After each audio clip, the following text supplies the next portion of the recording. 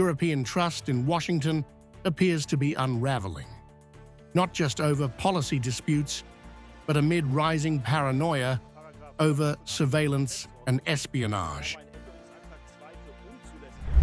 According to a bombshell Financial Times report, the European Commission is equipping its staff with burner phones and stripped-down laptops for official trips to the United States, a security measure typically reserved for missions to China, Russia, and other nations known for aggressive digital surveillance.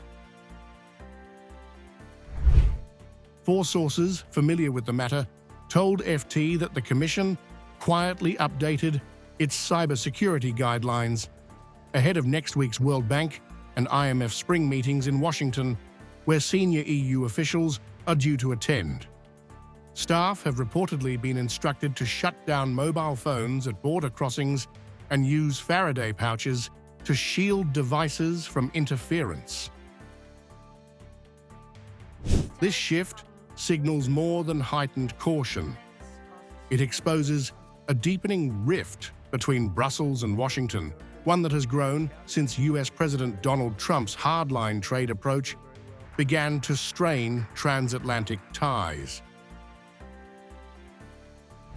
Burner devices, temporary use electronics designed to minimize the risk of compromise, have long been used for high-risk destinations. The fact that they're now being used for US visits marks a dramatic escalation in distrust. The diplomatic shift plays out just as Trump intensifies his verbal attacks on the European Union, accusing it of undermining the US and freeloading off NATO. Don't forget, the European Union was formed to do just that. The European Union was formed to hurt the United States and on trade. And they get us on NATO because they don't pay their bills. But now, since I got involved, they have been paying their bills. I took in over $600 billion for NATO. Nobody took in anything.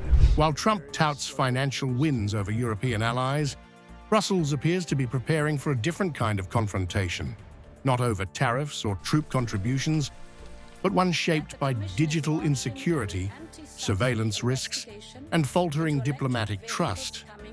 If the EU now views Washington with the same caution it reserves for Beijing or Moscow, then the very notion of Western unity may be on the verge of the collapse.